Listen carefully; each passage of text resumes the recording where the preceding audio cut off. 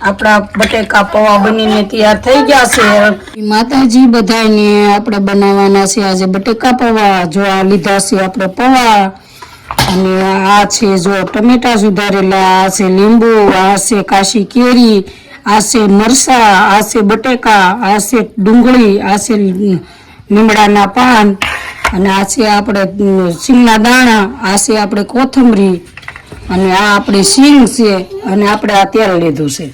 હવે આપણે ગેસ ચાલુ કરી દેવી। આપણે ગેસ ચાલુ કરી દીધો છે, આપણે મૂકી દીધું છે એમાં તવલો, તેલ એમાં નાખી દેવી। હવે તેલ આવવા દેવાનું છે, તેલ આવે પછી આપણે વઘાર કરી નાખવી એનો। જો આપણું તેલ આવી ગયું છે, આપણે નાખી 1 ચમચી રાઈ,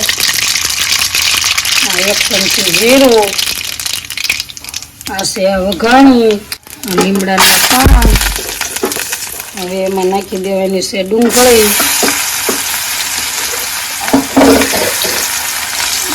નાખ્યા બાદ નાખી દેવાના છે મરચાં લીલા। હવે આપણે એના મિક્સ કરી વાળવાનું છે, ડુંગળીને થોડુંક સડવા દેવાની છે, થોડોક કલર બદલી જાય એટલે આપણે હવે નાખી દેવું એટલે બટેકા।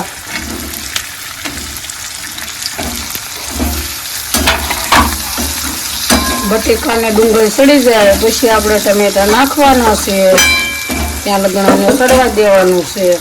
સ્વાદ પ્રમાણે મીઠું, 1 ચમચી હળદર નાખવામાં બટેકા પૌવામાં એટલે બહુ આમ સ્વાદ સારો આવે, કારણ કે હળદર વધુ હોય એમ સારા લાગે।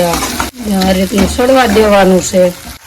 જો આપણા બટેકા અને ડુંગળી આ રીતની સડી ગઈ છે, જો તમે જોઈ શકો છો ચમચાની મદદથી જો આ રીતના બટેકા ભાંગી જાય છે।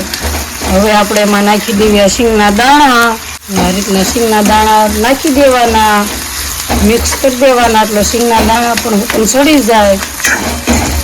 આ રીતનું સડવા દેવાનું છે ઘડીક। જો આપણા બટેકા, ડુંગળી અને આપણે સિંગના દાણા નાખ્યા હતા, મરચાં નાખ્યા હતા, એ બધું સડી ગયું છે। હવે આપણે એમાં નાખી દેવી કાશી કેરી અને આ નાખી દેવી ટમેટા, આ રીતનું બધું મિક્સ કરી દેવાનું છે। એ બધું આપણે આ સડે મસાલો ત્યાં લગનમાં આપણે બટેકા સડી જાય આપણા, આ લગનમાં આપણે પૌવા ધોઈને તૈયાર રાખવાના છે, એટલે આપણે પૌવા ધોઈ નાખી। જો આપણે લીધું છે આમાં પાણી, હવે એમાં નાખી દેવી પૌવા, આ રીતના પૌવા ધોઈ નાખવાના છે। 2 પાણીએ સરસ મજાના ધોઈ નાખવાના, એટલે આમાં જેટલો ડોળ હોય એ બધો નીકળી જાય। જો આ રીતનું પાણી કાઢી નાખવાનું એકવાર અને પાછું સારું પાણી લેવાનું, આ રીતનું આમ લેવાનું છે। 2 પાણી હારાથી ધોઈને આપણે કાણાવાળી વસ્તુ હોય એમાં જો આ રીતનું આમ લેવાનું, આમ કાઢવાના છે જો આ રીતના, એટલે આપણે પાણી બધું નીતરી જશે। તમે આ રીતના કાઢશો ને એટલે બધું પાણી નીતરી જશે જો આ રીતનું। પછી આપણે એક તપેલી હોય એમાં જો આ રીતના મૂકી દેવાના એટલે પાણી નીચે નીતરે આપણું એમાં। જો આપણા ટમેટા, બટેકા અને આ બધો મસાલો સડી ગયો છે, હવે આપણે એમાં નાખવાનું છે કાશ્મીરી મરચું, આપણે નાખી દીધું મરચું, આ છે ધાણા જીરું। હવે આપણે મરચાંને આ રીતનું આખામાં આ રીતનું કરીને અને પાકવા દેવાનું છે, મરચું આપણું પાકી જાય પછી આપણે પૌવા નાખવાના છે અંદર। જો આપણા મરચું સરસ પાકી ગયું છે, તમે જોઈ શકો છો તેલ ઉપર આવવા માંડ્યું છે। જો આ રીતનું તેલ ઉપર આવી જાય એટલે માનવાનું મરચું આપણું સરસ પાકી ગયું છે।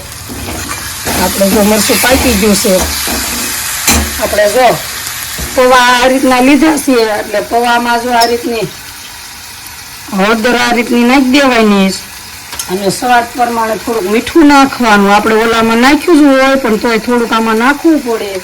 પછી જો એને આ રીતના કરી અને પછી જો આ રીતના મિક્સ કરી દેવાના આમાં જો આ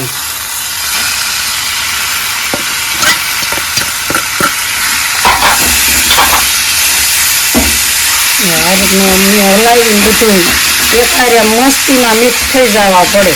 જો આપણે આ રીતના મિક્સ કરી વાળા છે બધા પૌવા, તમે જોઈ શકો છો। મારે થોડાક મસાલા વાળા હોય, તીખાશમાં થોડુંક વધુ ખાવાનું રહ્યું એટલે આ રીતના મસાલા વાળા કરવી હવે આપણે નાખી દેવી, આ બંધ કરી દેવી ગેસ બંધ કરીને આપણે નાખી દેવી એમાં લીંબુ.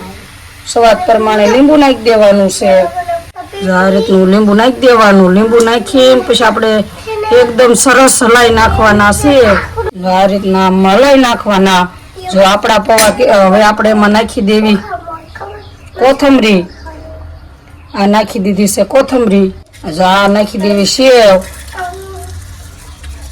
જો આપણા બટેકા પૌવા બનીને તૈયાર થઈ ગયા છે. લાઈક કરજો, શેર કરજો, સબસ્ક્રાઈબ કરજો.